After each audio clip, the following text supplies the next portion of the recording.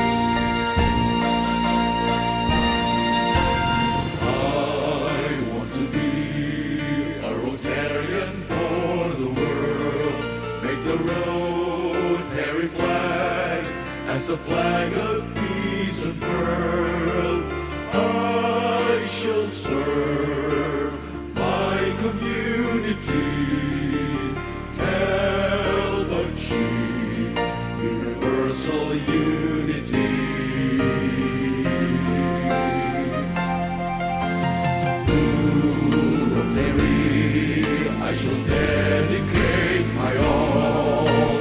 World understanding shall be my cherished goal.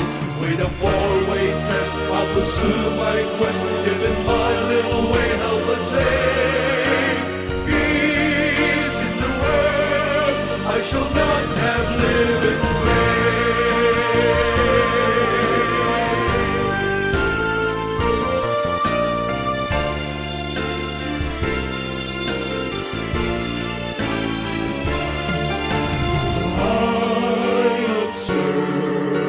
Service above self, lend a hand to all who need my help. I'll give my spouse to involve in Rotary, and in Rotary ways I will train my family. With a four-way test we'll pursue our quest, giving our little way help a day. Peace in the world, we shall not have lived in vain.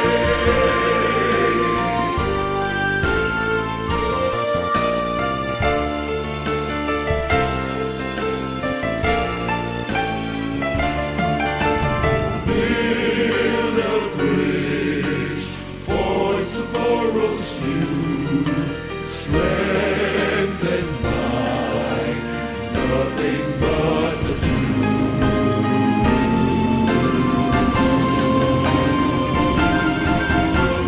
Let's join our hands, there's no reason we'll divide. We shall all understand why the good Lord is our guide. With a four-way test we'll pursue our quest, giving our little way of the day. Peace in the world, we shall not have lived in vain.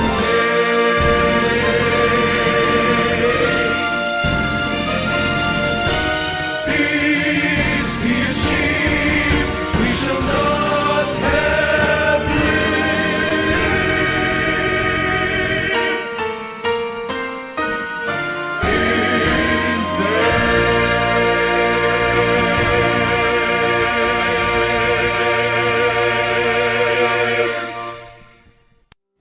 The four-way test of the things we think, say, or do. Is it the truth? Is it fair to all concerned? Will it build goodwill and better friendships? Will it be beneficial to all concerned? Object of Rotary is to encourage and foster the ideal of service as a basis of worthy enterprise, and in particular, to encourage and foster. First, the development of acquaintance as an opportunity for service. Second, high ethical standards in business and professions, the recognition of the worthiness of all useful occupations, and the dignifying of each Rotarian's occupation as an opportunity to serve society. Third, the application of the ideal of service in each Rotarian's personal, business, and community life. Fourth, the advancement of international understanding, goodwill, and peace through a world fellowship of business and professional persons united in the ideal of service. Presenting the Rotary Club of Cebu Fuente, Officers and Directors, Rotary Year 2021-2022. Attorney Bernardino T. Amago IV, President. Polly Jang, Vice President, President-elect. Jose Marie Ponce, Secretary, President nominee. Architect Manuel L. Torres Jr., Treasurer. Patrick L. Yaret, Auditor. Emmanuel P. Tesalona, DRF Chair. Stephen Henry Uy, Club Administration Officer. Marisol Borromeo Amores, Membership Director. Jason Go Kyang Ki Ong, Community Service Director. Marina Enriquez Kaufman, Vocational Service Director. Jose Alfonso C. Abad, International Service Director. Attorney Lolita L. Lomanta, Youth Service Director. Christopher A. Ligonas, Public Image Director and CICO. Dave John B. Karamihan, Protocol Officer. Engineer Jesulito V. Baring, Sergeant at Arms. Meet our advisors. Architect Joseph Michael P. Espina, Assistant Regional Rotary Foundation Coordinator. Mary Ann Alcordo Solomon and Paul Yanao Zone Coordinator. Richard G. Barba, District Trainer, Rotary Year 2016-2017. Conrado M. Abarintos, Deputy District Governor for Operations, Rotary Year 2015-2017. Maria Consolacion Abad Pasion, President, Rotary Year 2013-2014.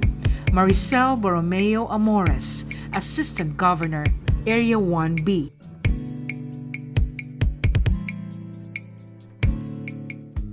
Meet the distinguished men and women of the Rotary Club of Cebu Fuente with their classification.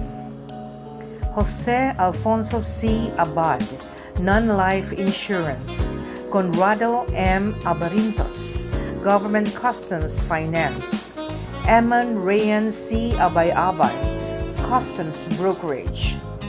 Attorney Bernardino T. Amago IV, Academe Legal Services. Maricel Borromeo Amores, Human Resources Consultancy. Richard G. Barba, Printing Services. Engineer Jesulito V. Baring, Environment Consultancy. Emmanuel C. Kalalang, Multi-Purpose Cooperative Management. Attorney Cedric Jose Andre G. Deperine, Corporate Law and Litigation Services.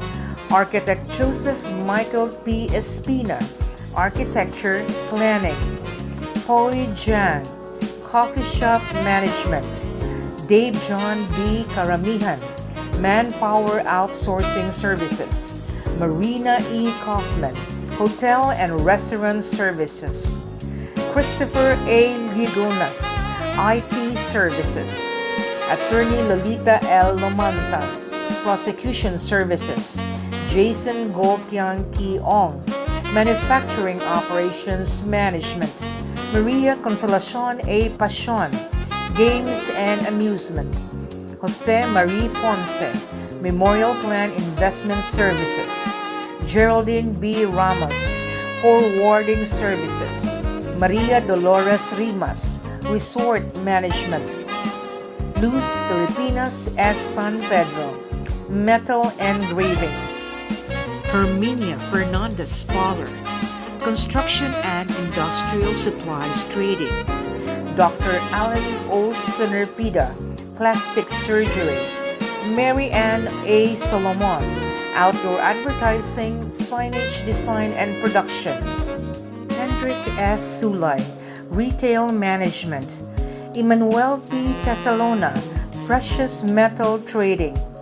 Architect Manuel L. Torres Jr., Roof Manufacturing. Stephen Henry D. Pico Uy, Family Business Consulting. Patrick L. Yared, Resto Bar Management.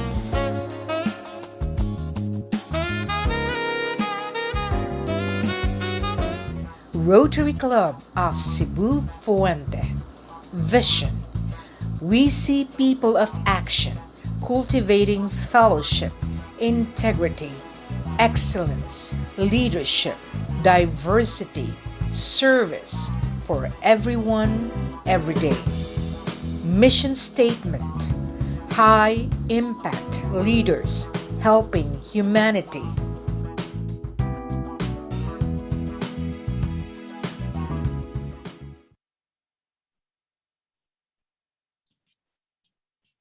Good evening again.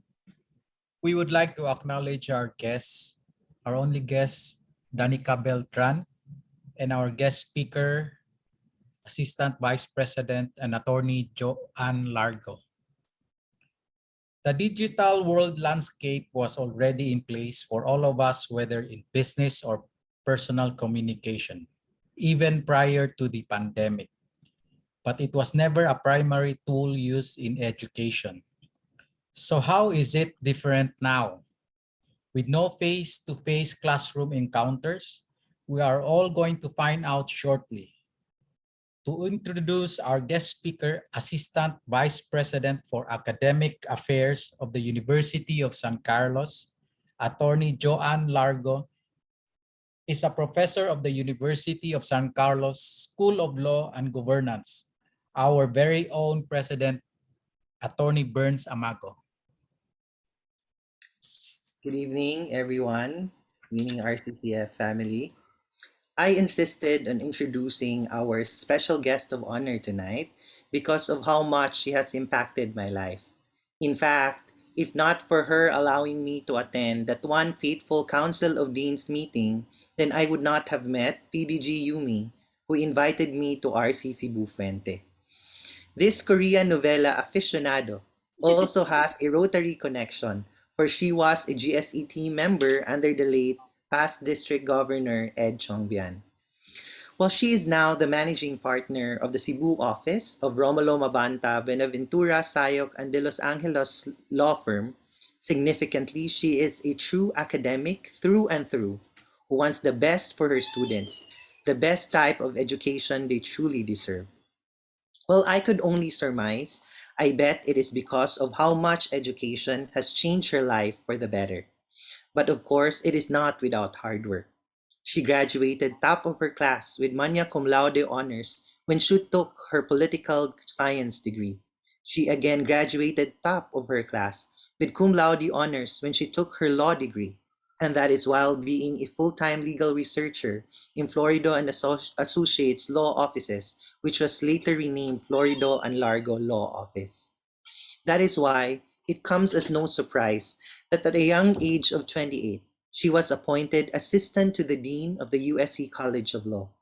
While at it, she became an exchange professor at the Department of Law of Stockholm University and was able to obtain her second Master's of Law degree from San Beda College Graduate School of Law, where she again graduated with cum laude honors and published her highly recommended, and this I attest, love books, Laws and Jurisprudence on Torts and Damages. To add more feathers to her cap, she obtained training at the Georgetown Law Center in Washington, D.C., with her attendance at its Academy of World Trade Organization Law and Policy. She likewise joined the U.S. Department of State sponsored training on civic participation in Northern Illinois University. Currently, Attorney Joan is pursuing her Doctor of the Science of Jurisprudence degree. In June 2012, Attorney Joan was named the 8th Dean of USC College of Law, now known as USC School of Law and Governance. Now, she will forever hold the feat of being the First Lady Assistant Vice President for Academic Affairs of the University of San Carlos.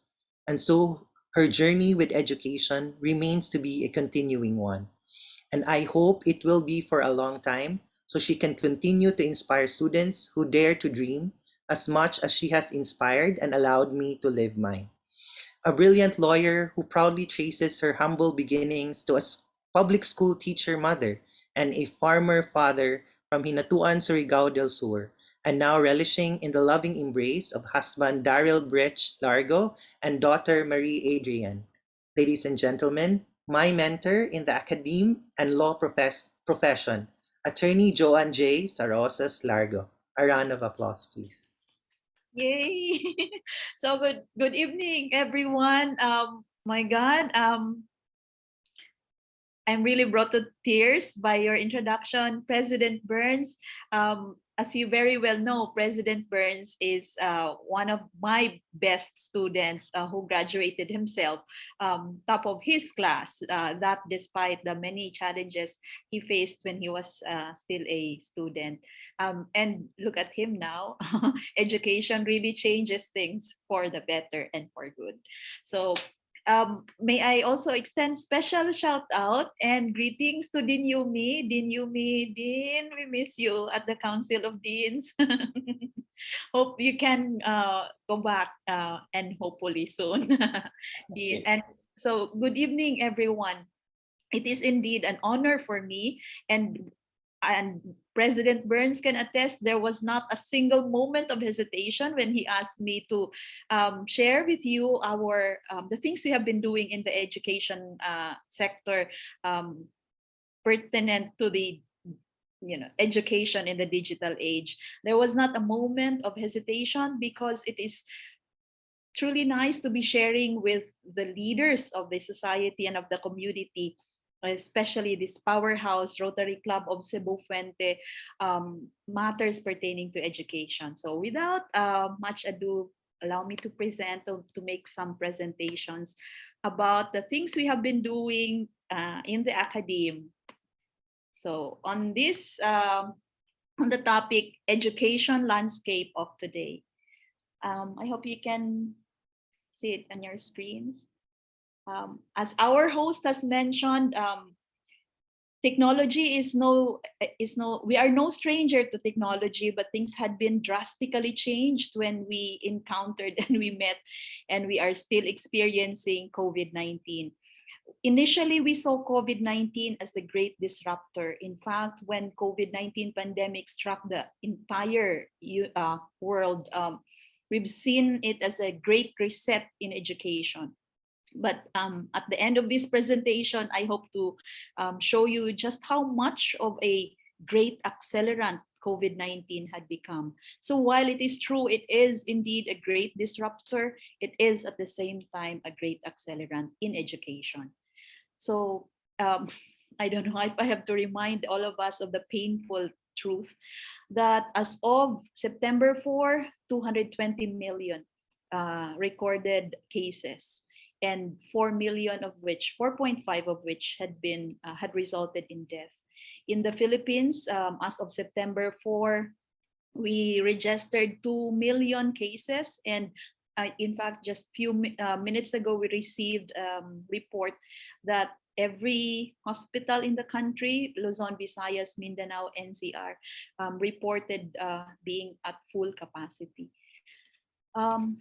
This painful fact of life had forced the education sector to migrate. So from the blackboard to the cyber world. So things like new normal, social distancing, staggered work, virtual class, virtual event, working from home, they became buzzwords of ours. And after becoming buzzwords, they became our reality. But really, pre-pandemic, who were our learners? Even before the pandemic struck, we have within our midst adult learners. And our students were the millennials and the Gen Zers. I deem it important to start in this context because if we look at our students as adult learners, we need to remember the 4 principles of adult learning, in that students require and crave for self-direction. They crave for learner experience. They crave for relevance of the things they are studying in their lives. And their motivation to learn is found in the application of what they are learning, so that adult learning is essentially problem-centered rather than content-oriented. So as adult learners, we have seen, studies have shown us that our students really want to be involved in the planning and evaluation of their instruction. In fact, they learn better, if I may say, they learn best when experience becomes the foundation or the bedrock, the framework of their learning. Experience, when it provides basis for learning, the learning experience is enhanced. And our learners really are interested in learning the subjects that have immediate relevance to their lives. And so they want to see its application in their lives, in the immediate community they operate in, so that really The interest or the focus is less on content, but more on its applicability to problems, be it personal or the problems that they see in their society. So, four principles of adult learning: self-direction, adult learner experience as basis for learning, adult learners requiring relevance of what they are studying in their immediate lives, and they find their motivation to learn when they see the application of what they are learning. And so some principles we were able to derive from this. First, as teachers, we had been asked to give the context and the reason why certain topics are taught. In fact, instruction is called to be task-oriented instead of, for instance, focusing on mere memorization. And here, Dean Yumi and President Burns can attest that this had really been the thrust. Less on lower order thinking skills, more on performance. And then as self-directed learners, they want to be able to be given time to discover knowledge for themselves. So that teacher really serves as a guide rather than as the source of knowledge. And on the other hand, as millennials, our students really look at technology as something they are very much at home with.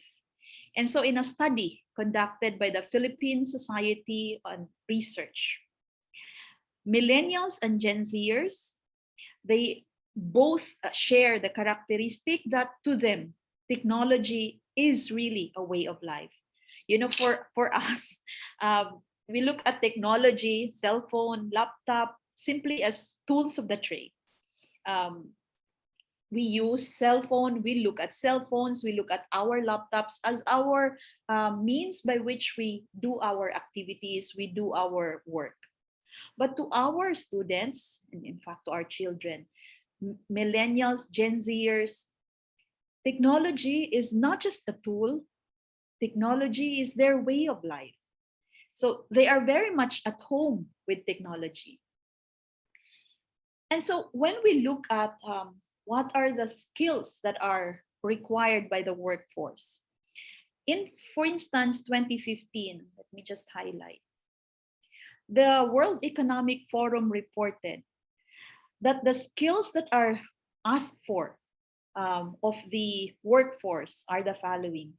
They should be able to possess complex problem-solving skills, the skill to be able to coordinate with others, people management, critical thinking, negotiation, quality control, service orientation, judgment and decision-making, active listening, and creativity.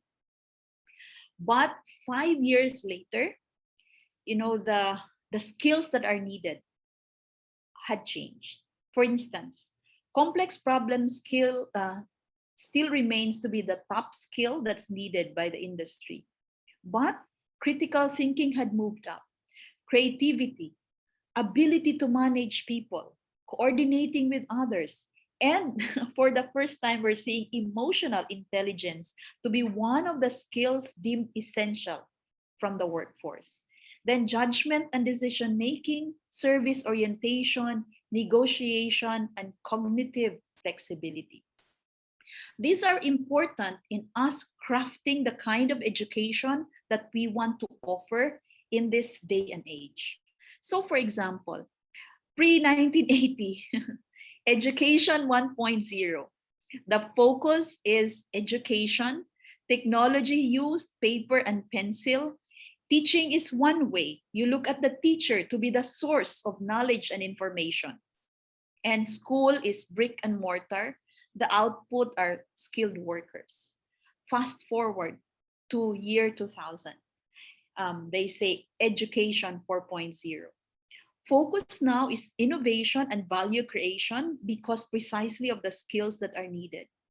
And technology, from paper and pencil in 1980, PCs and laptops in the 1990s, you now have this internet of things. And teaching is everywhere. In other words, knowledge is very much ubiquitous and can be obtained and acquired practically at the tip of your finger. So you can just Google and search for the things that you want to know. You don't need a teacher in order to be able to get that information. And this is the kind of change that is happening. So that, for example, the top skills that are needed as published by the World Economic Forum are critical thinking and analysis, problem solving, self-management, ability to work with people, management and communication of activities, technology use and development, core literacies, and physical abilities. And such that the top skills that we will be looking for henceforth and until 2025 would be analytical thinking and innovation, active learning and learning strategies, complex problem-solving skills, critical thinking and analysis, creativity, originality, initiative, leadership and influence, technology use, monitoring and control, and technology design and programming, resilience, stress tolerance and flexibility, reasoning, problem solving, ideation, emotional intelligence. These are the skills that will be needed. And already we are seeing a shift from the skills that were called for in 2015 to 2020 and now in 2025. So this had been culled from the Future of Jobs report 2020. So that the demand had now shifted. Increasingly, there has been a demand for data analysts and scientists, and less of demands for work such as data entry clerks, precisely because these are the things that can now be done by your computers. And so, as noted, there is need for us in the education sector to inculcate in our kids critical thinking and analysis, problem solving, and skills in self-management, such as active learning, resilience, stress tolerance, and flexibility. And as noted, almost everyone has now migrated to online workforce. 84%, in fact, of employers are now set to rapidly digitalize working processes. And what that means for us is the possibility that there might be a need, there might be a feeling of isolation on the part of the employees, so that there is now need on the part of the employers to take steps to create a sense of community, a sense of connection, a sense of belonging among employees, despite being everywhere, despite not being physically together, despite being virtually everywhere through digital tools. With this in mind, the challenge, therefore, and the call of the times is for education to look at the learners, to be learner-centered, to consider who our learners are, and to leverage on the wide range of technology for two reasons. The first is because our learners live in the digital world. This is the world that they inhabit. Like I said in the survey that had been conducted, the big difference between us and our students had been that for us, technology is simply a tool, but to them, technology is already a way of life. And so we have to leverage on the wide range of technology for the added reason also that the world out there, the workforce out there, calls for skills in technology. And so we also need to grade our students based on attainment of learning outcomes. So gone are the days when we churn out test questions and they are multiple choice, for example. Now, this is more on setting forth the outcome that you want to see in your students and grading them on the basis of attainment of that learning outcome. So this had been the need. And education actually has responded. The Newmi can attest. But the response had been uh, almost like snail pace. And but COVID changed all that. Now we did not have any choice but to embrace and to leverage very widely on technology.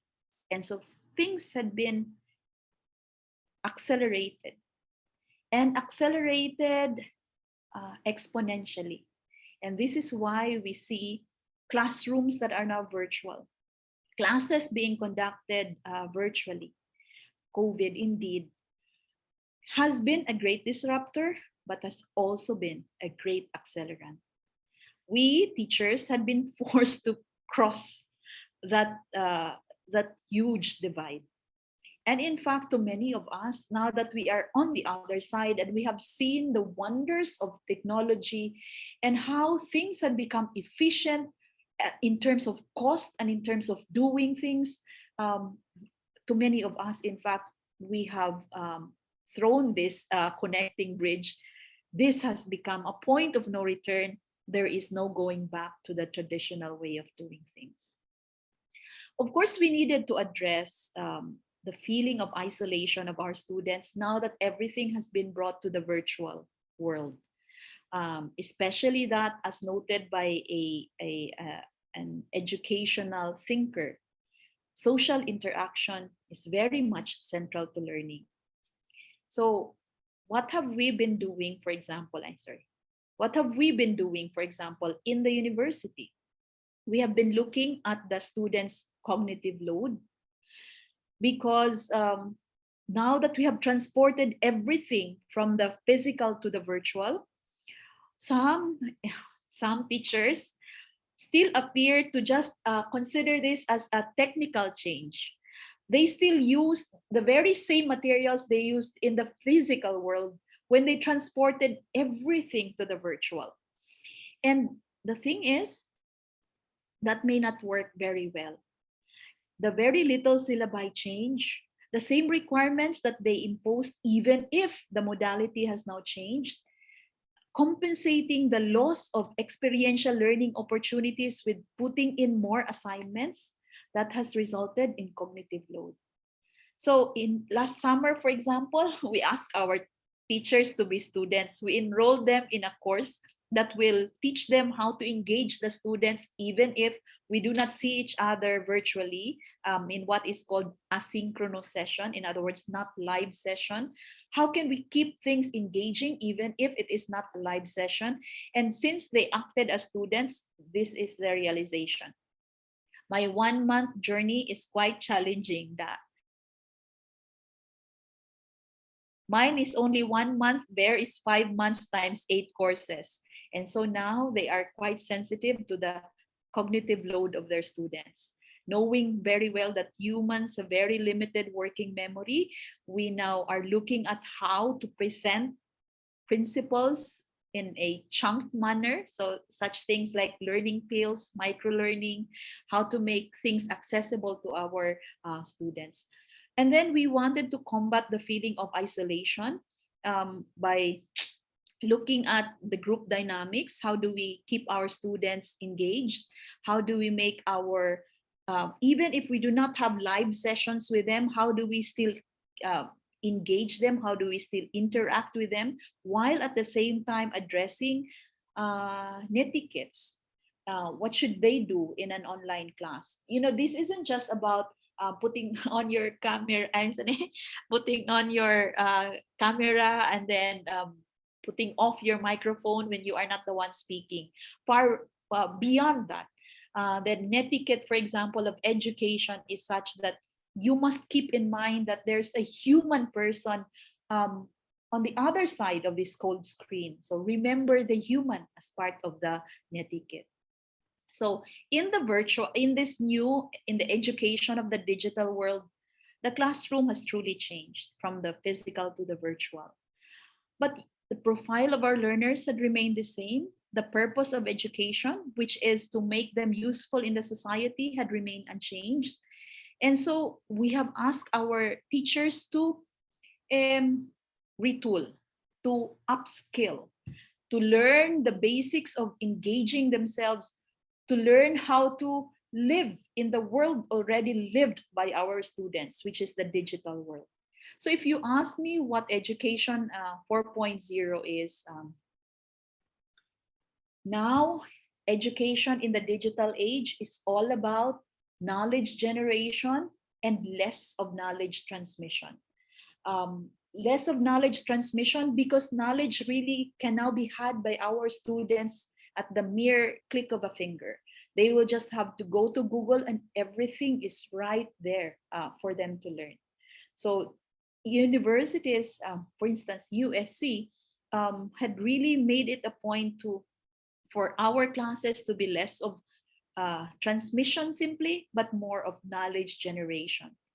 And teachers have started to relinquish, although begrudgingly sometimes, their know it all attitude, knowing already that now they are not the sole source of knowledge and information. Everything can be had in the internet, and so they are no longer sage on the stage, but guide on the side, teaching our students to have the capacity to respond to problems that are not yet here and now as they study in the university, but they are sure to encounter after they leave the portals of the university.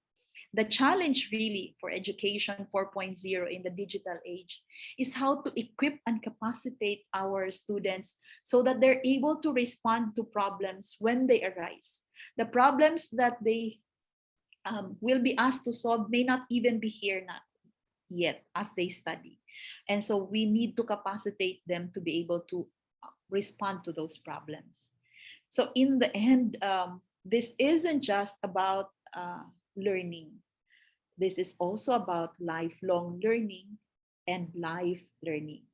So that is what is happening in the university. At least I can speak for USC, where I am a part of. Knowledge generation more than knowledge transmission. Teachers now as facilitators, because we want to make our students stumble upon knowledge themselves. That sense of self-discovery that is very much empowering. We teach them the skills so that they're able to solve the problems that may not even exist yet at this time. And lifelong learning, and at the same time, life learning to be their goal, aside from also learning the lessons.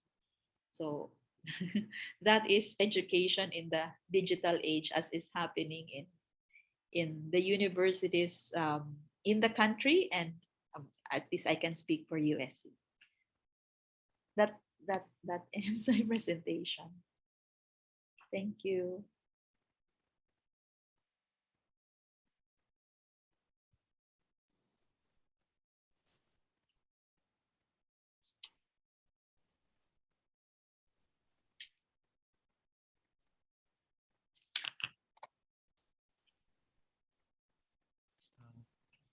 Sir Joan?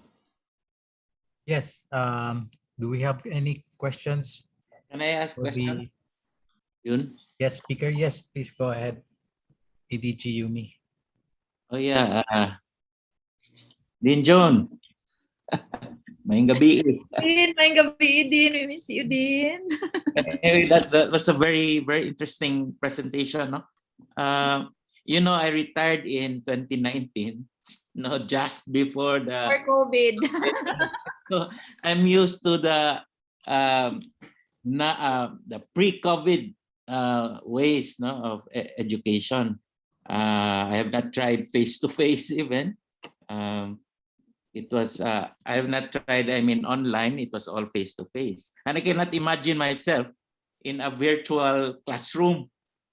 I don't know how you manage it, but from your presentation, you made a very positive, positive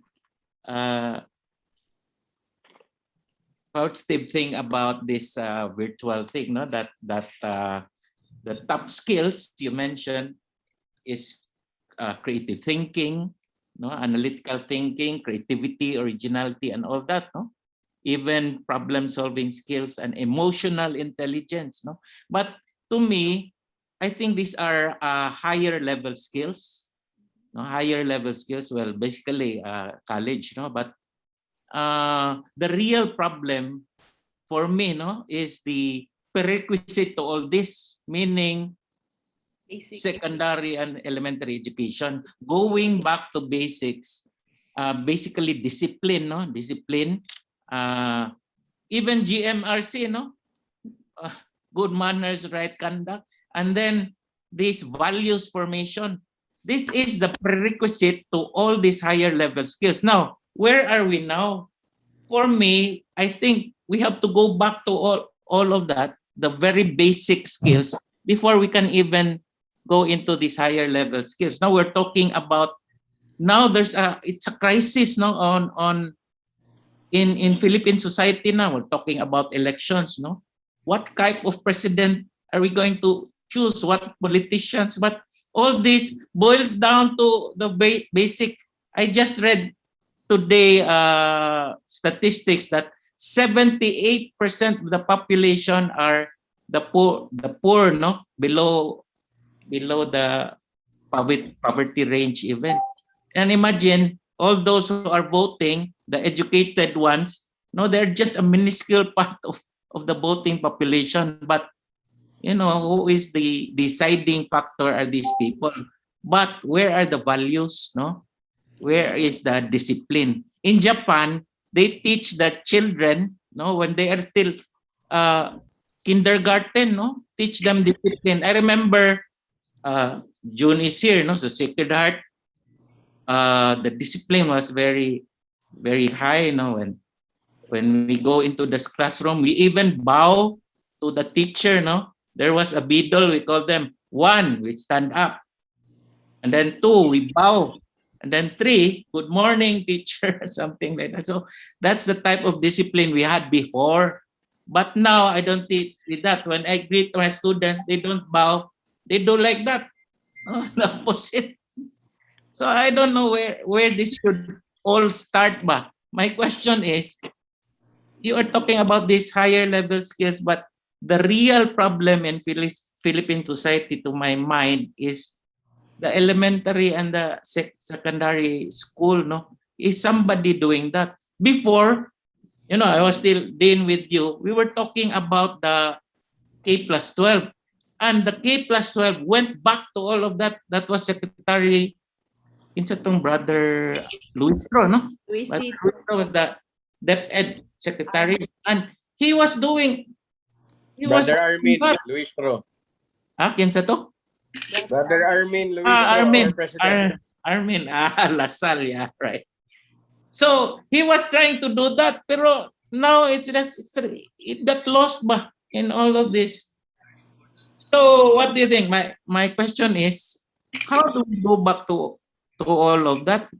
Aside, because I agree with you that these are higher level skills that is now very relevant nowadays. But what can we do, no? Before we go to this, there are prerequisites. So I don't know. What's your opinion, Dean Joan? yes, Dean. I always see things with not really rosy glasses, but ano din, clear-headed still, but on a more positive note. Indeed, that is the case, that with basic education, there really has to be the focus, in fact, should be on basic education. Pero that there are two things we are seeing right now in USC, for example, basic education nato din. Students and kids as early, even in Montessori, they are learning everything through our learning management system, Canvas, and then Google. In other words, virtual classroom still. And the good thing about it is that even the kids nowadays live also through and in technology. And so, in fact, the classroom they are in is really the world that they are immersed already. So this is really their world, and that's where and the fact that that is where learning is happening is really heartwarming. Secondly, now we see the heavy involvement of the parents in their education, in their basic formation. So for example, in Montessori, it's very hard to deliver the lessons without the help and the assistance of the parents. And so now we see teachers working hand in hand with the parents in a way, in a very intense way, never before seen, nato din. So now there's a strong collaboration between parents and the teachers. And that, I think, is a lot of silver linings in there, because you do not just foster closeness between parent and child, but also the fact that the parents now have a deeper hand and a greater control in the transmission of the values that the students should have. But not to say that there's nothing more, that there's very less that that still needs to be done.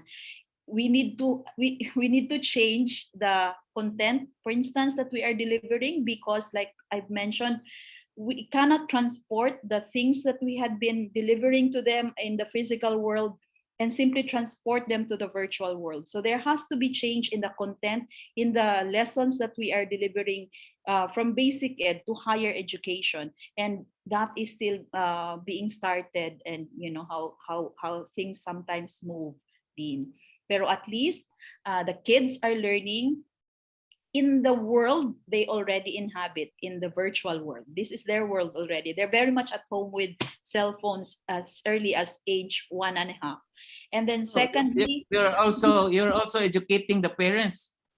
Kana din. Very interesting. Nakatong calculus, nakatong og basic math. And then the teachers and the parents are now working very closely in the giving of lessons to their students and their pupils. And although not to say that we need not do anything further, because the content itself had to be re-examined, because these are contents from the physical simply transported to the virtual when we did not have a choice but to do so. So now we have to look into the content. But yes, Dean, value formation also had to be emphasized, especially in the digital world. Just a very quick sharing before I before we end, Dean. In fact, karon no, kanang how to preserve the integrity of our examination is really a serious concern sa education in the digital age. Kay kanang unlike before, when the teachers are there to proctor the exam, nowadays it's really hard. So that is also a challenge, not only because it goes into the competence, but also because preserving the integrity of our assessments go into the issue of character, so competence and character. So that too is another point. Say education in the digital age. But Yeah, thank you. thank you. Yeah, very good. Thank you. AVP Joe, if you can just indulge us with a few more questions from our participants. Yes, President Burns. Okay, Joan. Next question from past President Maricel Amores. Please go ahead. Hi, good evening. First of all, congratulations, Attorney Joan. That was a very great presentation. Thank you for giving us time in your very, very hectic schedule. Now, my question is, I have so many questions actually. Please bear with me. First is that how do you create a truly personal digital experience for students, considering you are teaching serious subjects like law? How can you put fun in, keeping them there for a long time? So but first, kagwapa ba di ay sa mother ni Don? Thank you. Thank But- you. Before we really thought that that's not possible, but technology itself has the answer. And the summer that training that we have had shown to us that the learning can in fact be very personal in this new learning environment. And you ask me how, ma'am, no? So for example, there's this latest technology we call a Padlet. And in this Padlet, we post questions. And in the questions that we pose, we ask our students to comment on the response of their classmates. It's very much like our Facebook, pero lang gibutang into a virtual learning environment. So it is still very much personal because they get to share their views. And unlike before sa physical world na everything happens orally and real time and it's not recorded, in this virtual learning environment, in the virtual classroom, the answers and the responses of our students are recorded, and it's written, and so it's there for everyone to see. And then and that makes it very personal to them, and they're very careful, in fact, when now they answer, because they know that it's going to be staying up there for sharing by everyone for quite some time. And then they respond. The experience had been nothing less than personal and engaging. So it really still is possible with the use of latest apps karon that are available. I must say, technology is really an amazing partner in education. Yeah. Thank you so much. But my next question is, we cannot assume no that digital capacity of students are exceptional simply by default. So perhaps some are not digital natives or but digital immigrants like me, for example. So with the current platforms available like Zoom or Google Meet, what platform is more user friendly to students? And for those who may not be familiar using any of these platforms, how do you transition them to using it? Okay. So empirical study had in fact shown na students, most of the students are digital natives in even sa basic education, ma'am. So the very few that are not, they very quickly learn. And so it really is the case that they teach us more than we teach them. Di ba, Burns? Mas magpatabang pa ta sa atong students. And they tell us, ma'am, this is how you do it. But the learning management systems that are out there are very user-friendly, Ma'am Maricel. So for example, there's Google Classroom, that's very basic and it's also free. But USC and other top universities in the country, La Salle, Ateneo, many universities use Canvas, but the learning management system very much facilitative and almost instinctive. So it's very easy to use. More than being very easy to use, also very efficient. So now it's very easy. It's better to be teacher nowadays than you me, because the checking done already by this LMS, and so many other things that are that so many tasks that are being traditionally done by the teacher now can be done by this computer. So Google, Zoom, mga Canva, learning management system, very Yeah. easy to use. Yeah. Love Canva. Anyway, I'll give the opportunity. I still have two questions, but I'll give the opportunity to my other fellow Rotarians. So I will not take much of your time. Thank you so much, Attorney Largo. Thank you. I see two hands raised, past President Dave and Attorney Ging. Who wants to Ladies go first? Ladies Yes, first. please go ahead. Attorney Ging. Good evening, Attorney Joan. It's been a while that I have not seen you. I'm very happy to see you. Thank you for accepting the invitation to come and join us tonight. No, it's been a long while. When was the last time I saw you? I think the last time I saw you was in Branch 24. That was a long time ago. Two very quick questions lang yun. I know for a fact that you have seasoned senior members of the faculty in the USC School of Law. I'm very curious, how easily were they able to transition from the blackboard, as you say it, to the cyberspace, and how easily were they able to adapt to being, the source of knowledge and information in their classrooms, to being guides, facilitators in the learning experience of their students? That's the first lang ha. And second question, Attorney Joan, I have always known you to be one of the top-notch litigators in our community here in Cebu. And of course, I know you to be the dean of the USC School of Law for the longest time. Just curious, personal niha, how are you able to keep a balance between being a litigator? I know you have not stopped your private practice, and at the same time, being in the academe, no? I mean, holding the position of assistant vice president for academic affairs is not an easy job. So how are you able to keep a balance between these two major responsibilities? Again, thank you, Attorney Joan. Nice to see you again. Ma'am Ging, many years had passed, but you don't look a day older. Honestly, I swear to God, that's really the truth. And I can say that under oath. What's a secret later on, Ma'am Ging? Please share. But just to very quick answer to your questions.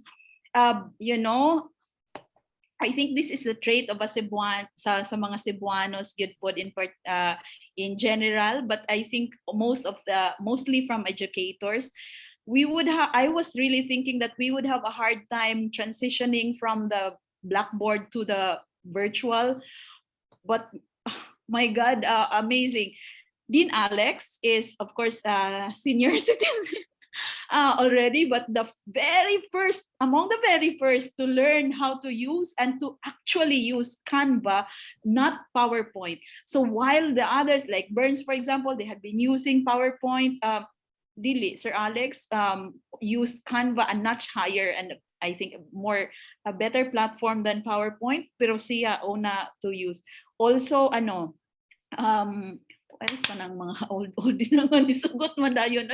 So what I'm trying to say, Ma'am Ging, is that it's really not the age, but the mindset and the willingness to give their best to the students. So as long as the willingness is there, it's really not difficult to transition, because Dean Alex really was the first also to record using kanang gitawag nila nga Loom. So in fact, the most cooperative ones are the older ones, and I think Burns can attest to this one. It just takes the heart of a teacher, because the teacher will always want the best for his or her students, and therefore will not hesitate to learn. We just told them na kanang the greatest illiterates of the century are those who do not know, but those who refuse to unknow, to learn, relearn, and unlearn. And di man sila gusto ma-illiterate of the 21st century, so they're very much willing to learn. So di na mo problema ang age, because the mindset had been there for change. And the very personal question of kanang yes, Ma'am Ging, I have continued keep my passion as in the litigation side, courtroom for a living, classroom for the life. And the only way I'm able to do that is because of technology. There should be no going back to the old way of doing things, because with technology, everything becomes very efficient. For example, you can attend hearing in Tacloban, virtual naman. And so you don't have really to travel, and everything is cost efficient. Time wise also, you get to save a lot of time because everything is done virtually. And that's how I'm able to do my work as AVPAA and at the same time part of Romulo Mabanta technology. Thank you. May we have PDG Mayan? Please go ahead. Attorney Joan. Hi, Ma'am. This is going to be personal. Okay, personal din ito. Okay, I remembered I was in the panelist when I introduced you as a GSE team member. And in Yumi, ma'am. Yes, and Gobyumi. So you were in the top list. And I know also for a fact that we were looking forward for you to be a Rotarian in the years to come. Now, with this virtual platform, because I remembered the reason why one could not be active in Rotary during the face-to-face because of how to balance and how to go to this different meeting. But because of the virtual, even as we speak, my cell phone is in another Zoom, in a system meeting, but stop video. You can do the same. You see, we need your expertise, we need your wisdom, and there's this need of information right now, given this virtual platform. And the Rotary Club of Cebu Puente is really, how do you call it? Ano yung tawag natin, Burns? We really want to get the best of the best to be in the Rotary Club of Cebu Puente. And I believe that we reach out to more considering the network that we have. So bottom line, ang haba ng storya ko, no? When do you want to plan to go back to Rotary? Mom, if you'll have me. Oh, wow, Burns! You know Burns! that. And you Makapuli know na ko din now, mo, AVP Jo, ikaw na president. and you know now I have less classes to handle in the College of Law because ABPAA is limited only to 6 units to that, so that translates to only 2 classes, unlike before when I have so many classes at night. Burns, this is recorded, right? This is recorded. Thank you very much, Joan. Thank you, thank you. And we'd like you one of these days to share your story as a GSET member. We'd like you to do that. Thank you very much. Burns recorded, huh?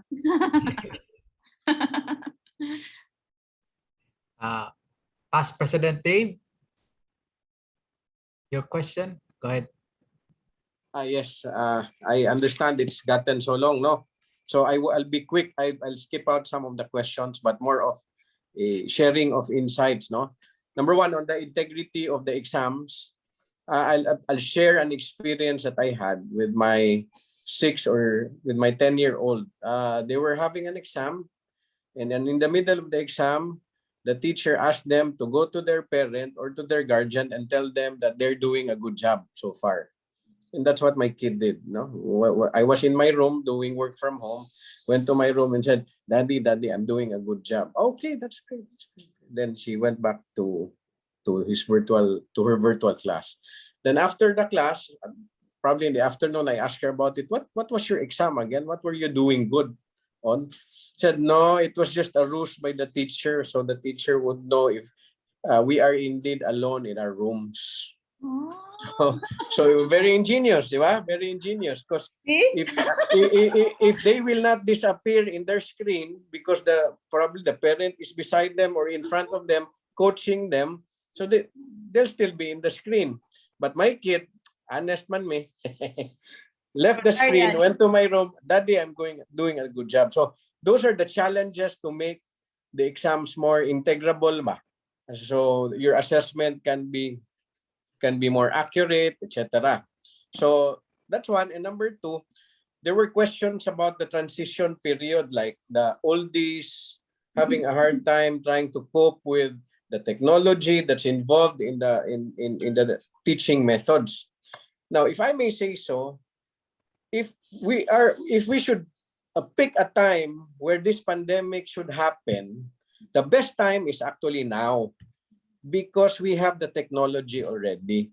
Imagine if this happened, let's say, before Windows. Windows came out 1990. Internet was dial-up, or even way before that.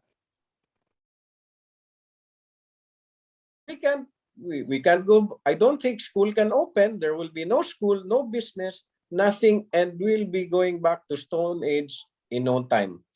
But because this pandemic happened, this is the silver lining, because this pandemic happened at this particular time where we have DSL, where we have iOS, where we have Windows, Google, and everything else, and the computers, the tablets, and phones. Rather than us retrogressing, we are actually accelerating our progress and we are doing things that we couldn't have thought about, let's say, 5 years ago. No? So if we are to think about the transition, this is the easiest transition is now, because back when there were no Windows, for you to use a computer, you need to know how a computer works. But when they came up with operating systems like Windows, iOS, you don't need to know how a computer works. For as long as what you needed to do, you are able to do it. Diba? So that's just an insight on my part, that we are blessed that while this is a tragedy that we have COVID-19 in our midst, with all the deaths and the infections and all the anti-vaxxers and those non-believers and our government, despite our government, but because we have this technology, we are lucky that it happened at this time and not several years in the past. So that's just an insight that I have derived in this particular session. Thank you. Sakto yun. So God does not give us problems we cannot handle. Thank you very much for all your questions. Since there are no more hands raised, we will proceed. That was a great view of the new normal in education in the digital age. We are indeed privileged to have a brilliant academician, Attorney Joan Largo, and to show our gratitude for the time and your presence in our meeting, we would like to ask Secretary Jomar Ponce to read the Certificate of Appreciation, which will be handed over virtually by President Burns Amago.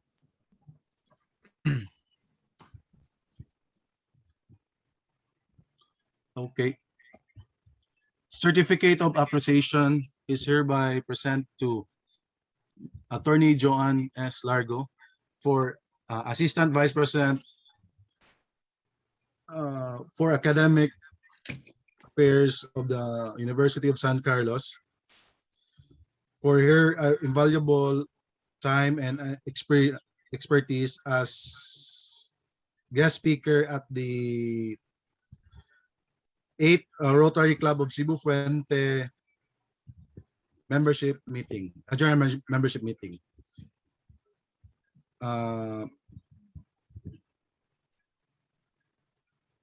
Given this 20th day of September, September 2021, signed by Attorney Bernardito Amago the fourth. Okay, sorry for di maklaro. and the Rotaract presidents of the 3 Rotaract clubs under the Rotary Club of Cebu Fuente. Dean John, once again, thank you so much. Thank you. I was, as I've told you, my heart puffed with pride listening to your sharing because it was brief but very complete. Thank you so much. Thank you so much, AVP Joan, for your time. Salamat kaayo. Waiting for how to be able to join your club, President Burns. Amazing. Thank you. Thank you.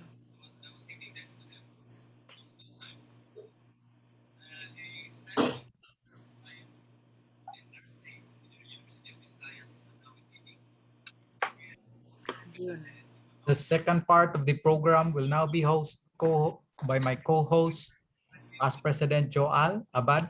Please go ahead.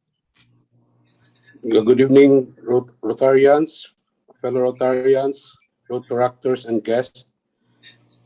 Thank you, Past President June Torres. Thank you once again to Attorney Joan Largo. Welcome to part 2 for Business Matters. We will have the Treasurer's Report by Past President June Torres. Go ahead, June. Thank you, Past President Joal. I will just give a short report. As of today, we have received payment in full or in partial of 18 members. So out of 29 members, we have 18 who have paid in full or in partial. Now, I would like to remind those that are paying, after you made the deposit, please send me the deposit slip so I could have it accounted for. That's all, Past President Joal. Thank you, Past President June, for the Treasurer's Report. Now let's move on to the Secretary's Report.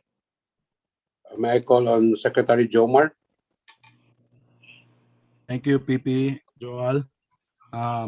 Just announcement, no? Best 100% congratulations to President Attorney Bernardito T.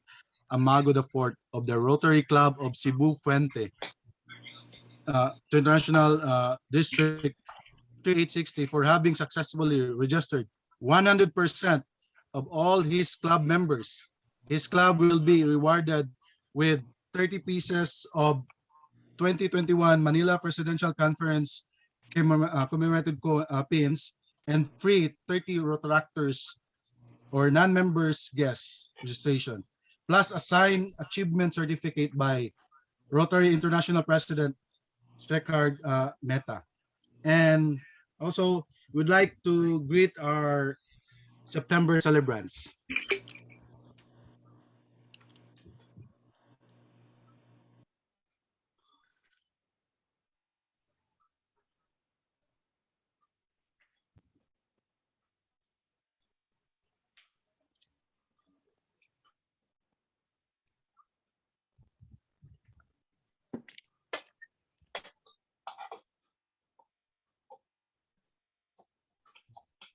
So Secretary Jomar Ponce is done with the report. Past Yeah, President for the Joan. ABP, there's an ABP There's an AVP. There's Okay. EBP for the September's for the September celebrant. birthday celebrant.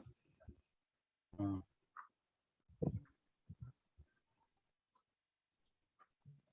While waiting for the AVP, I would just like to recognize our honorary member, Fritz Trolls, as well as our guests present tonight. To our Rotaractors, thank you for attending.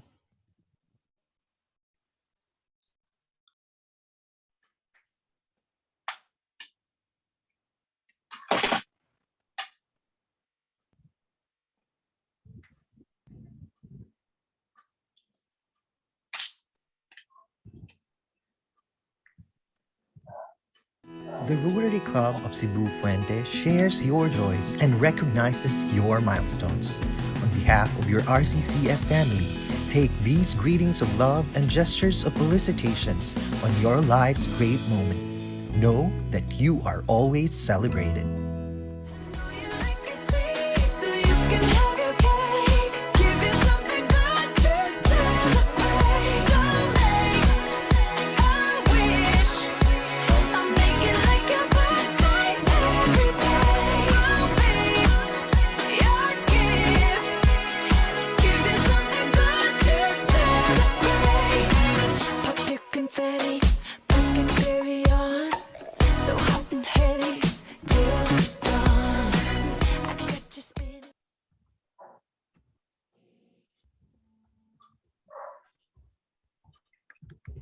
Okay.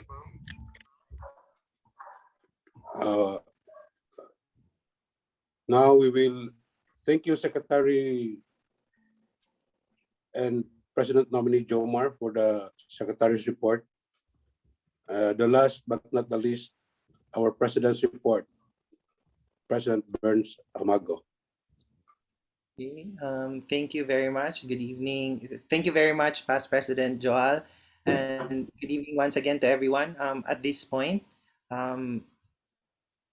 we would like to recognize Past President Radi Abarintos, who has exerted effort to secure a scholarship for our beneficiary.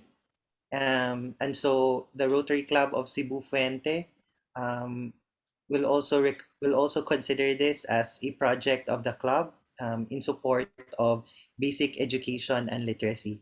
Past President Radi. Yes, thank you, President Burns. May I ask for the certificate so I can read it to our recipient?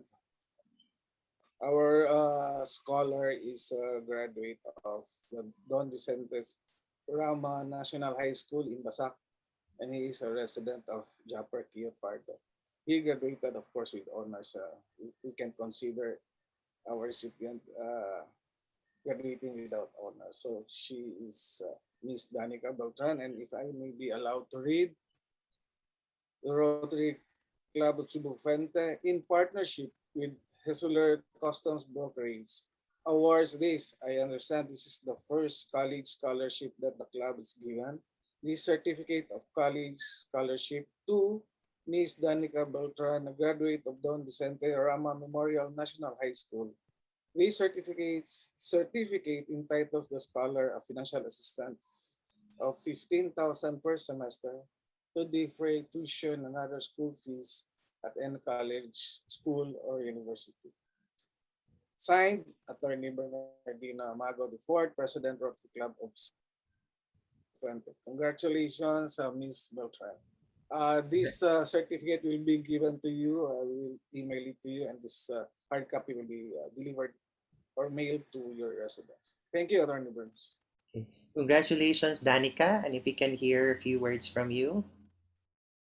So, good evening to the officers and members of the Rotary Club of Cebu Puente. My name is Danica Beltran, and I am a resident of Zaportillo, Cebu City. I am very fortunate to be given scholarship certificate. My parents and I are very grateful for this blessing and thankful for the opportunity to pursue and finish college. In this journey, I will try my best to perform what is expected of me as a scholar of your Rotary Club, and I also would like to express my gratitude to Hisular Customs Brokerage for this stand. Thank you so much for being such wonderful and good-hearted people. And again, thank you, Rotary Club of Cebu Puente. Thank you, Danica. And once again, congratulations. If we can give our scholar a virtual round of applause. Thank you also to Hisular Customs Brokerage for choosing the Rotary Club of Cebu Fuente as its partner in sharing this life-changing gift to our scholar Danica. On another matter, allow me to extend my personal gratitude to each and every member of the Rotary Club of Cebu Fuente for supporting the Rotary President Convention in Manila, and of course the 100% club attendance to such activity is our joint effort and our joint gesture that we are willing to extend our support where we see that it can provide benefit to our club, because our learnings during that activity for sure we can use for the years to come. So thank you so much for your support in this cause. And it is fortunate enough that we are able to secure slots for our Rotaractors, who I'm sure will be very excited to join us during this convention. I've discussed this with the with Director Yingying Lomanta, as well as some of the officers, that I would like to give priority to the seating presidents of each of the Rotaract Club under our care, as well as their secretaries, as well as the immediate past presidents who have served the club most recently. And the rest, I will still have to discuss with Attorney Yingying on who she will be recommending to achieve to receive the slots. But of course, we would like to give it equally to each of the three clubs as much as possible. Okay. There is already another call for support on the Rotary International Convention in United States. I'm sure past President Dave Karamihan, during the time that this was initially announced, was very excited to join the activity, and I hope that he can be the club's personal champion for this activity. Past President Dave, maybe you can talk about this convention, or perhaps just the place later on. Not necessarily this meeting, but I would just like to appoint you as the club's convener for our international convention, just to encourage other members of the club to join, if you don't have any objection. Okay, thank you very much. Also, Mr. President, yes. I just want to comment ba.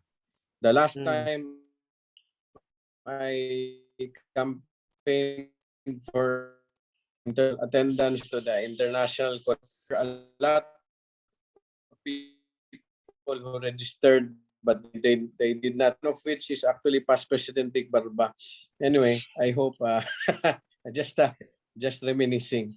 I hope this time around maybe we can have a much better attendance. And that was in Texas also the last time, San Antonio. Now I think it's in Houston, no? Houston. Yes. Yes, past district governor Mayan.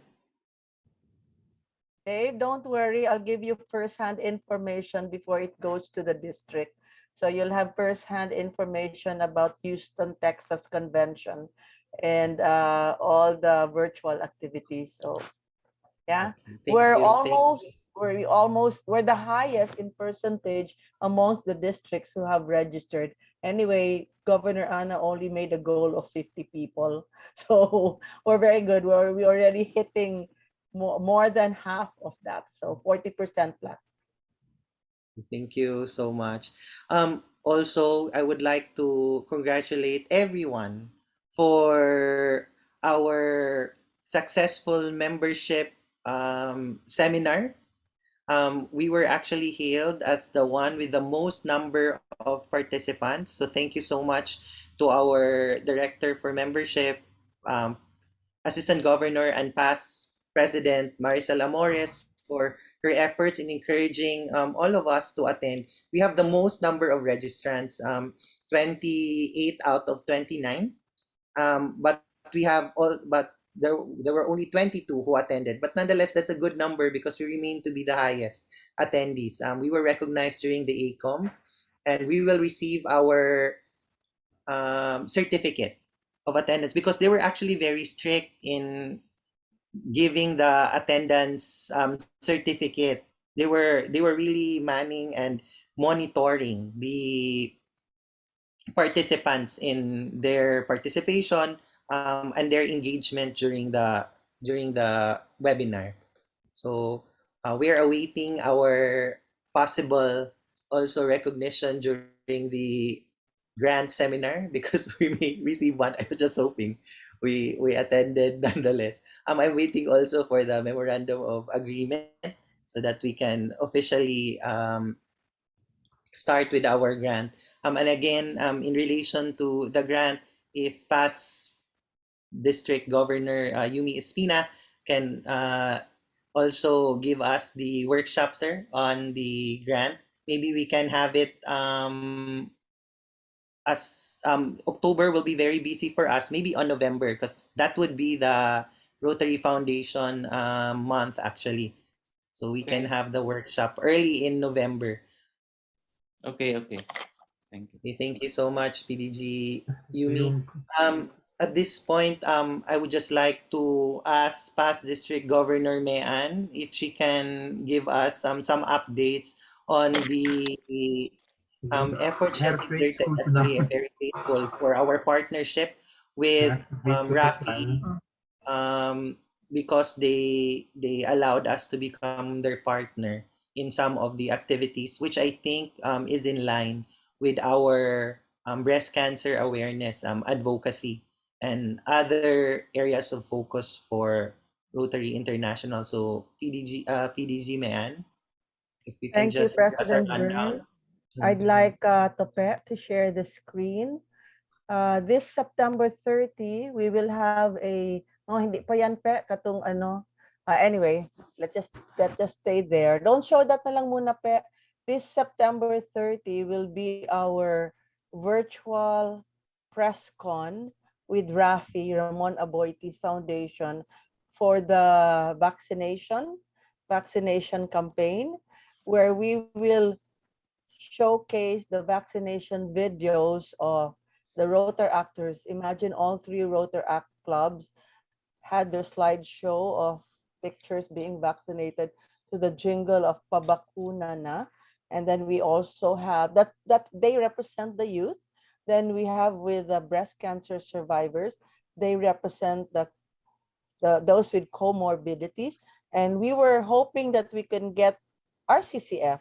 Now, so far, there are only 21 who submitted. I'm just glad that the virtual press con was moved supposedly tomorrow, but it was moved to September 30. But you see, Tope will need time to have the slideshow done because of so many activities this October. So President Burns, when is the last?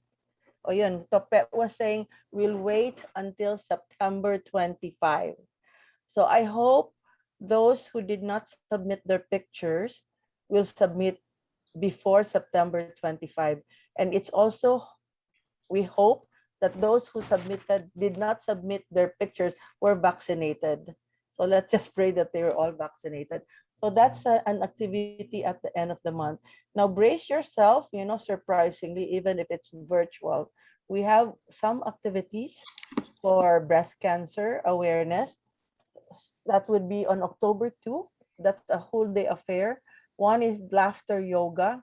We are collaborating with Thrive, which is a support group of breast cancer survivors in Cagayan de Oro, and the Rotary Club of Cagayan de Oro spouses. Their spouses and the Rotarians. So this is a good collaboration. So we're partnering with them.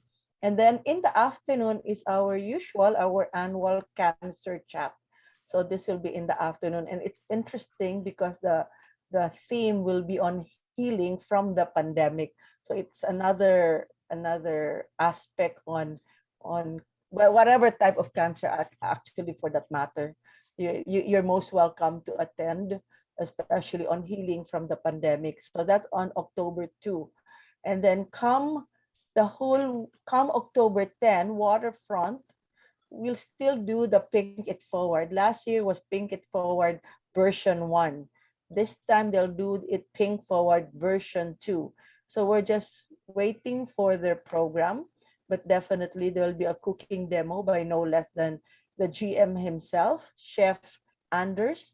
So that'll be part of it, and we will be partnering with Cebu Daily News. So that's one thing good there. Our next slide, Tope showed the screen of Strong. So this is with Active Hub. They are based in Lapu-Lapu. However, they have branches all over the country. In fact, we now have participants virtual. They're Suki in cycling and running. You do it and you have these beautiful jerseys. So I already spoke with Cedric, who's a cyclist himself and who owns a bike shop, and is really willing to be the lead for this project. So percentage, 10% of this goes to I Can Serve. And then another activity we will have will be on some time for confirmation between October 11 to October 15. Now, I know this is recorded, this won't be live stream, and I hope you will keep it to yourself. We have a pangsabog speaker who will talk about her cancer journey, and that's no less than RI President-elect Jennifer Jones. So that's our pangsabog for October. We have the Jennifer Jones to share her cancer journey, and this will be an event spearheaded by the Rotary Club of Cebu Fuente, and inviting everyone, not only in the district, but in Zone 10A. So we're the lead club here, and we're very happy we're doing this. And Jennifer was so happy when he learned that we are advocating early detection for breast cancer. So expect for next year, breast cancer advocacy will also be one of Jennifer Jones' priority. And another activity, of course, we end the month with the healing mass by Father Jerry Orbos. So he already confirmed that he will officiate virtually again. And the other activities are being finalized. We are inviting the spouses, if they have any cooking skills, to participate, because in a week we will have maybe 2 days or a day where we will feature real people, not chefs. We feature real people. So like one day we have Orman Manansala, who will make his biko in It's Cebu, or It's Lami. I forgot what his blog. It's Cebu or something like that. He'll feature his biko, and then Doc Emik Villegas will will demonstrate how to make sushi California Maki. I'm sorry, California Maki. Now, if any one of you has cooking skills, oh, it's terrific. Thank you, Ging. It's terrific. So if any one of you has cooking skills, like I know Madam Sandra cooks well, very yummy pancit. And then Madam, nang naminaw ka, tupad ni mo si Sandra. Tupad ni mo si Sandra. Naminaw. Naminaw. Oh, nagpadungog ko si Madam Sandra o kaya si spouse. We can have a spouses day when we feature 3 spouses. So si Madam Marlene, siya. Joan, na si Marlene sa imong tupad. Wa. Naminaw. Unyang gabi magtupad no, kung hunga na lang. It's a simple recipe that can be learned by everyone. So we're doing something like that. Nitando si Sandra yung. Okay na. Ikaw nitando o si Sandra? Sige. So we're having that in a week. We have a cooking segment, one hour cooking by real people. So that we've learned from, and then one day, one of that week will be by our Rotor actors. Remember, we were inspired by them. They were the ones who did the virtual cooking in the Rotor Act Club of University of San Carlos, if I'm not mistaken. So we will have them in 1 week. So that's for now. We're still finalizing the rest. So yeah, we have a Rustan as always. We're gonna light up Rustan virtually and then wait for the confirmation on the side events. We're still fixing the side event. So we have virtual pink lighting amongst others. And if you know of any indigent women needing free mammogram and free ultrasound, please let us know. We have a trust fund of 100,000 at the Chongwa Hospital in Puente Osmeña to be given away. These are for indigent women. So that's our project, Bern. Hindi tayo busy. So there you are. Thank you, past district governor Mehan. Yes, past President Dave, would you like to give an update on our vaccination initiatives? I-appeal na lang ako. I have a question with regard to the video, past district governor Mehan. Since the launching is yet to be on September 30. Our Vax campaign, our Vax for Balamban is September 25. And we have a meeting this coming Wednesday, and I'm asking the LGU to feature the video in their Facebook page and also in the venues where possible ba. So would it be possible if I can give it to them and I won't be violating anything or whatever? Balamban anyway, right? Anyway, original date for our press con is September 25.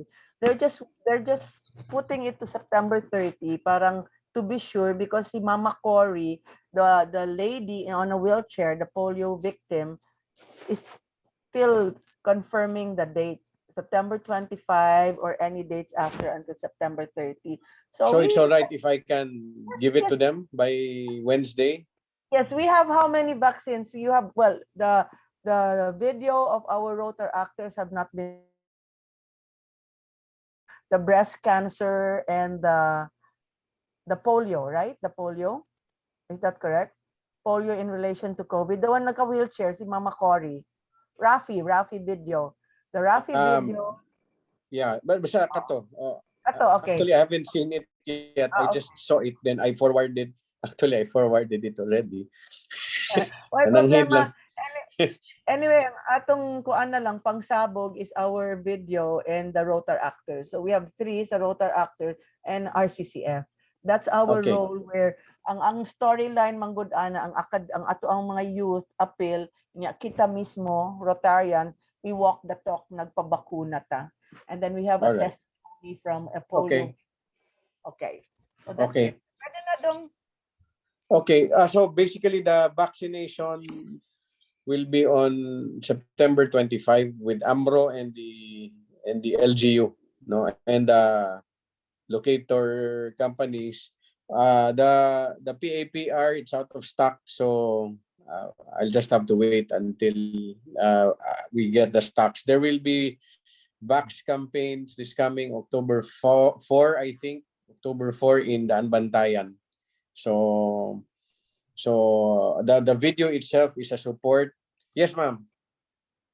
Yeah, you were talking about PAPR. I made a request sa Rotary World Health kang Elena Agala, and another one sa Australia kay Jennifer Coburn, and another one sa Taiwan. Whoever replies first, I hope we get a positive response.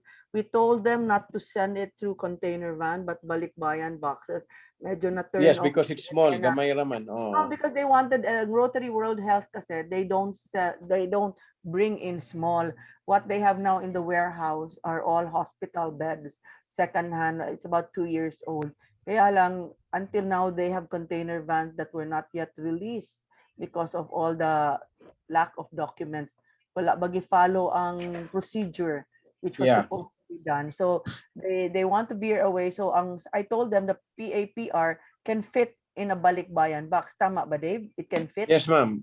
How many? It's as big as a helmet. Helmet for the head. So, Alright, okay ra. sige. I showed the picture you showed, the one you sent. Yeah, that was the helmet type, and there's the hood type, which is cheaper and smaller, more compact. So you have the hood type. So baka just in case. So what I showed was the one you were an astronaut.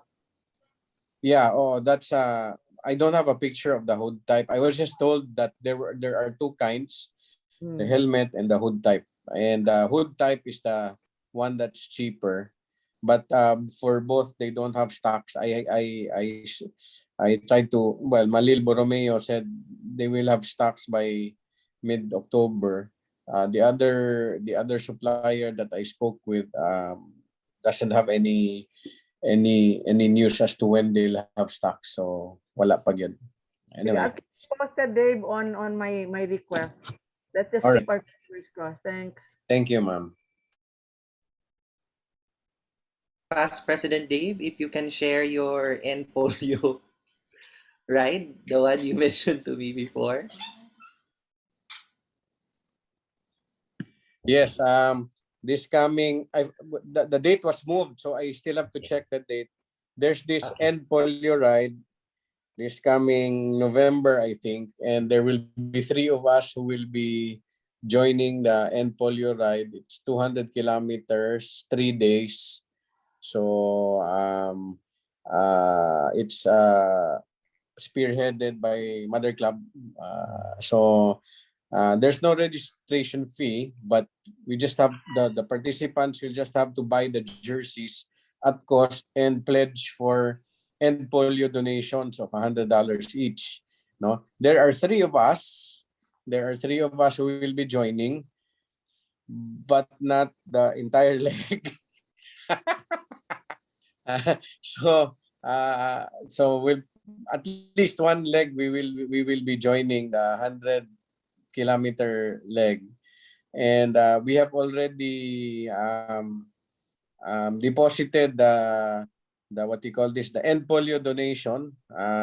Di ba, past President Joan, and the how this works is because there are 3 of us, maybe some of our members may want to donate $100 for the other 2. But it's purely voluntary. It's just something to spice up the ride.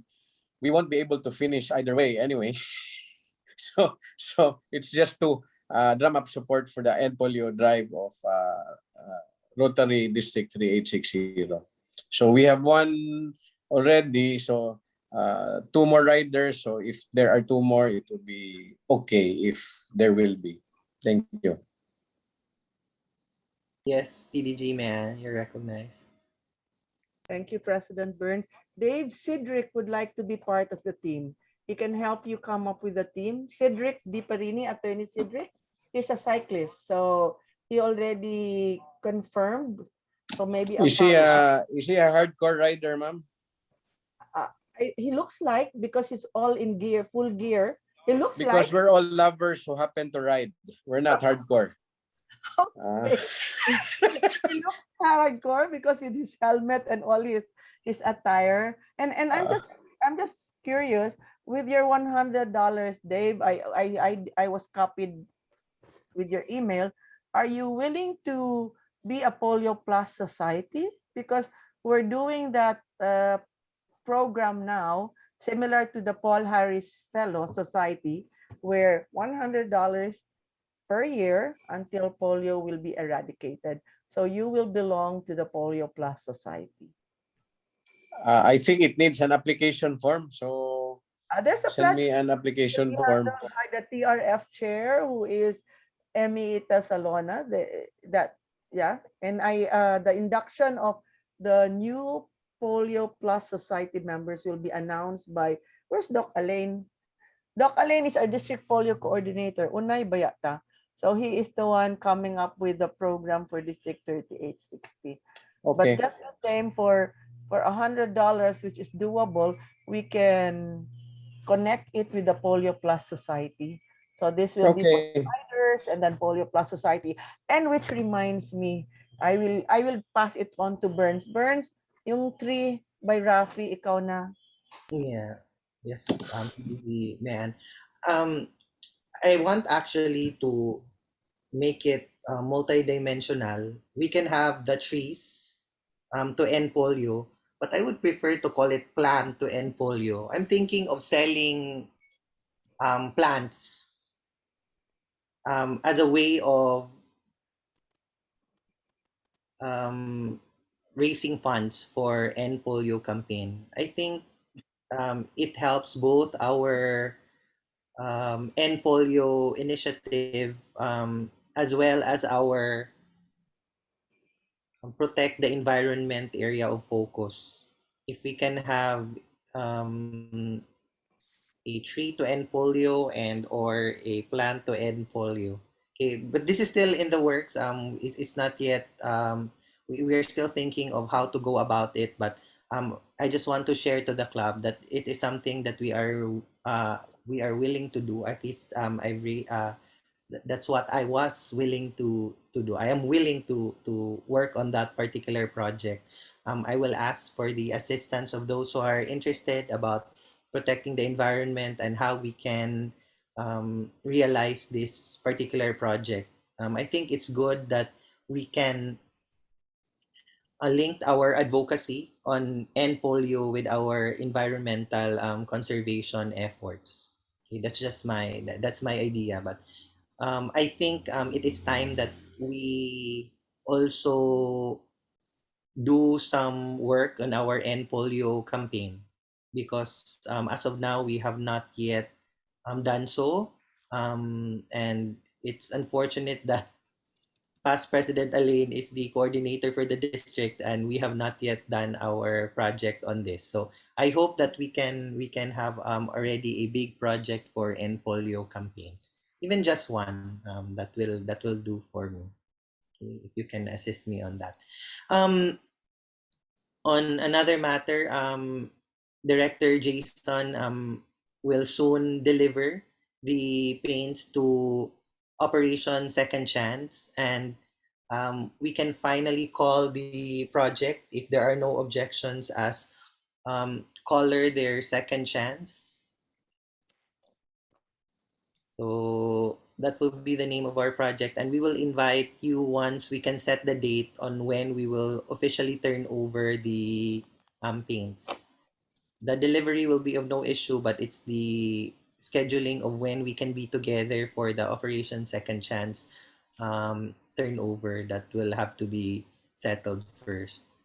Now, another Burns. Yes. I'm just curious about this project. No, we will be giving this to them for them to be able to repaint the entire building, or Yes. so many. I don't really have an idea.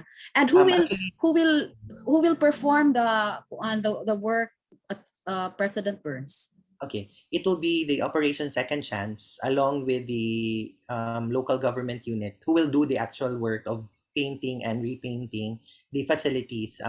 Originally, the proposal was for the playground, but they included some of the buildings for the repainting.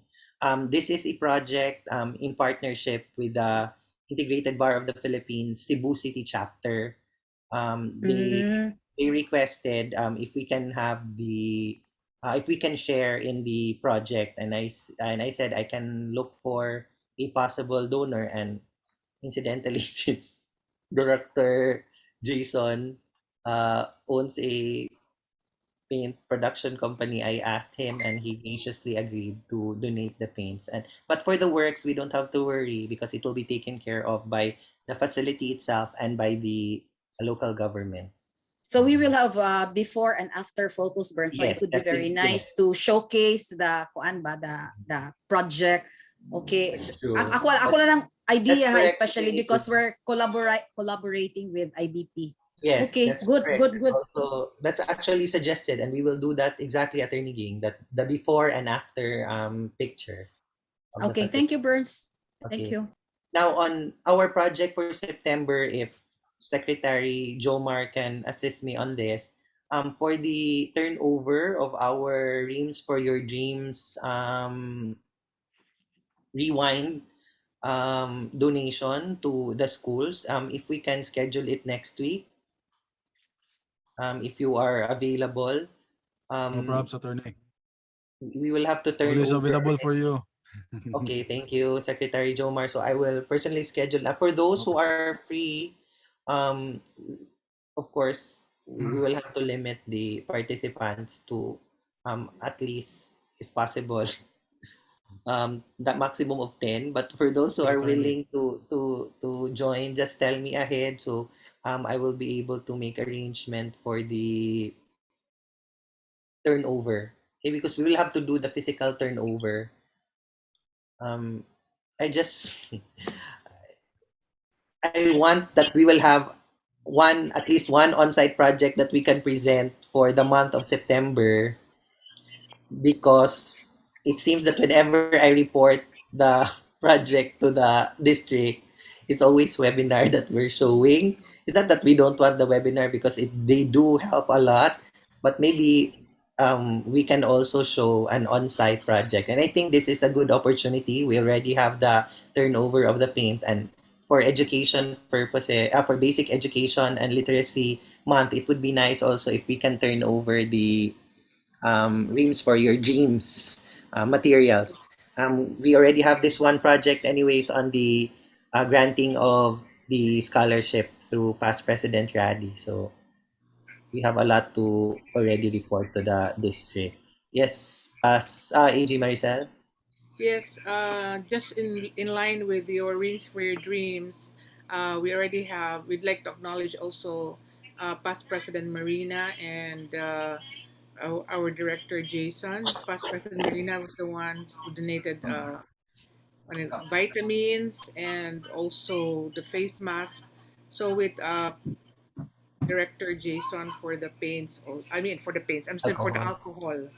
So yeah, I'd like to Third, say that. third And they meeting. can probably can also do the I will go turnover, out at something like what 80 they did something with sa President elevator. Emily last time. We'll just They ask them asked to them, be present in one yes, place. in one place, and then and different what you call this, so different group it at the same time. Yeah. So, Yeah, I'll So go. maybe we can. We will just talk. I'll just talk to Secretary Jomar and Auditor Patrick for this. Maybe they can assist us. because in Past President Emily is recognized. Unmute yourself, sir. I'll join you in the turnover of Okay, thank you, Sir for your Emmy. dreams rewind.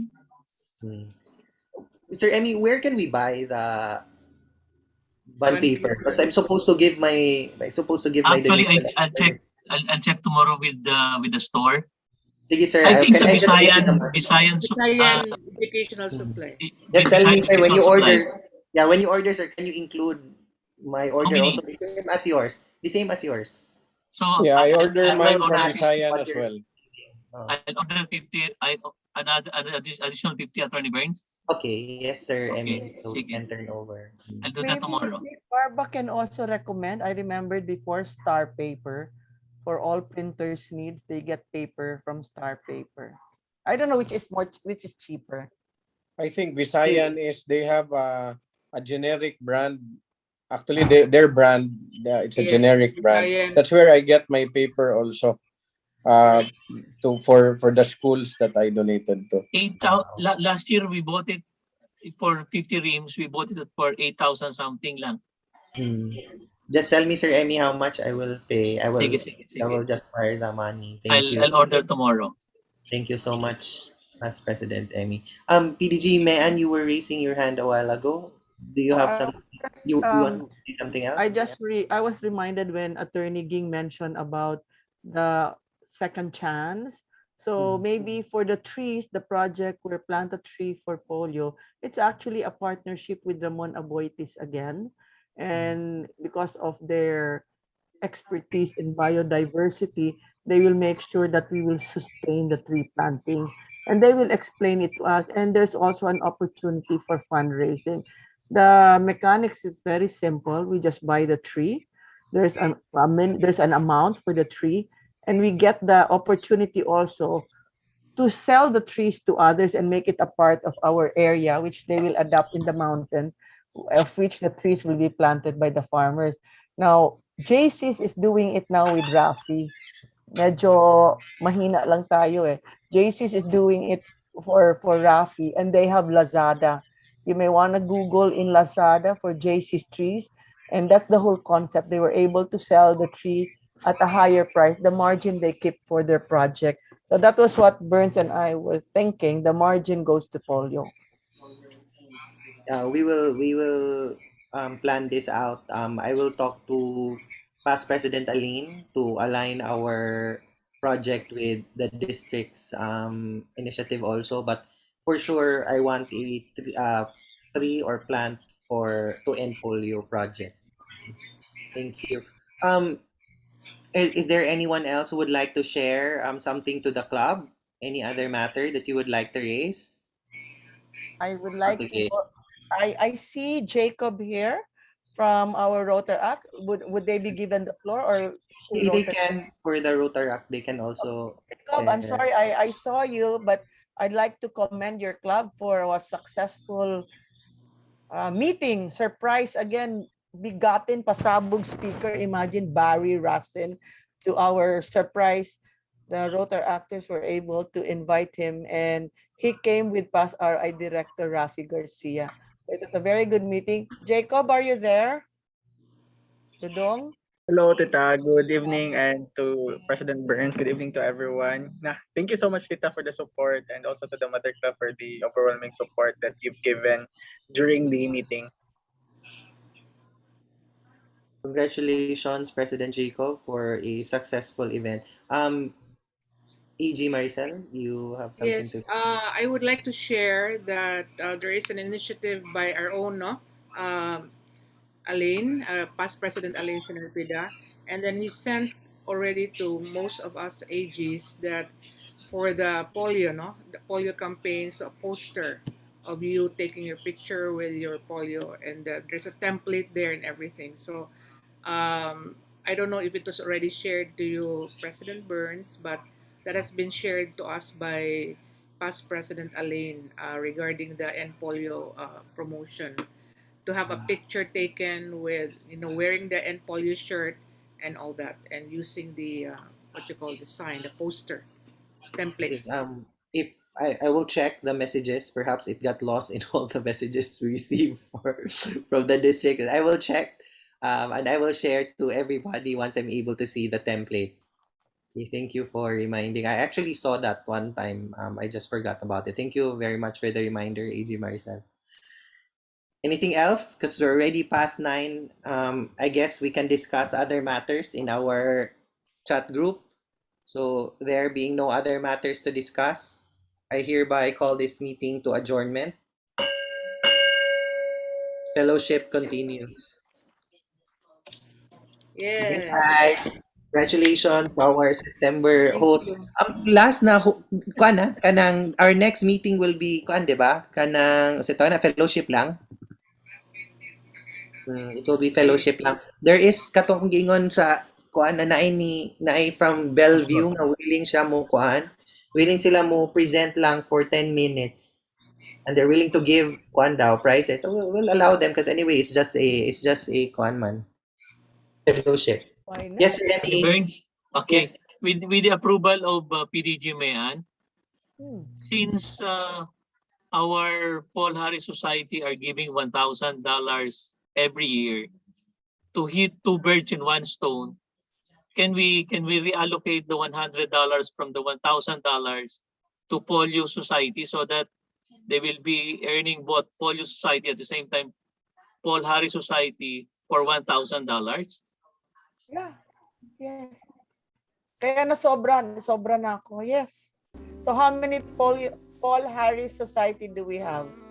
I think we have 100. already 8, including past President Dave.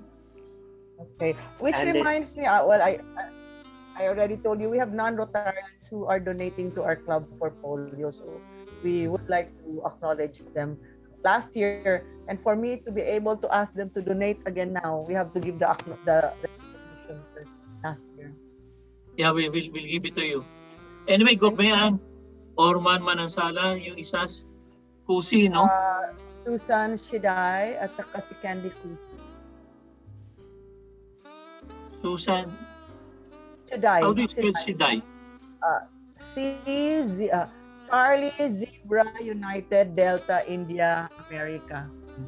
Gob, choppy ka, Gob. Sorry. Sorry, Charlie Zebra United Delta Shiday. Alpha India. Okay. Zebra, Charlie Zebra. They're all typed by Gingings. Charlie Zebra United Delta Okay, Alpha okay. India. Shiday. What's the first name again of Susan. I did. I'll text to you all the names. Susan Shiday, Orman Manansala. Wala, sir. and Kararang basic. I think ang basic sa district, Sir Joan. Sige, Gob, please. Comply raman tayo noon, pero yeah. Manaha, okay na ha. Pwede na magsurya ha kay fellowship continuous na niya. Ika na no, adjourn. Kagwapo ba Diba na, na-adjourn ako. President Burns, papatay picture. Mapata nag-picture sa mag-picture sa data. Ito, taka-picture with Attorney Joan, no? Kalimot ko. Sige lang. Okay, ready? Day 1, 2, 3. Smile. Another one. 1, 2, 3. 1, 2, 3. Smile. Okay, thank you. Burns, you take it from there, ha? I put you in a spot with Joan, attorney. Sige. Okay, sige. Pero Willing na siya ever since. It was only her time sa face-to-face. Karon virtual. Nothing is impossible. That's why I picked it up. Yeah, tita. Sige, Burns, busy ka na sa Attorney Joan. Oh, you know that very well. Yeah, mo gali. Wala kay kung ni-press niya, tita. Kaya actually, akong... The spirit is willing, but the time will not allow her. I tell you. But anyway, I will ask, of course. I will ask. Pero ba iniingon nga, I only have 2 hours na lang compared to last time. 6 hours. Mo na yung giingon. She was, ano ba ya? Kang Ed Chongbian nga team. I forgot it sa yung team members. Eh, pwede na tadi mag-recording pa, uy. Mana na pa.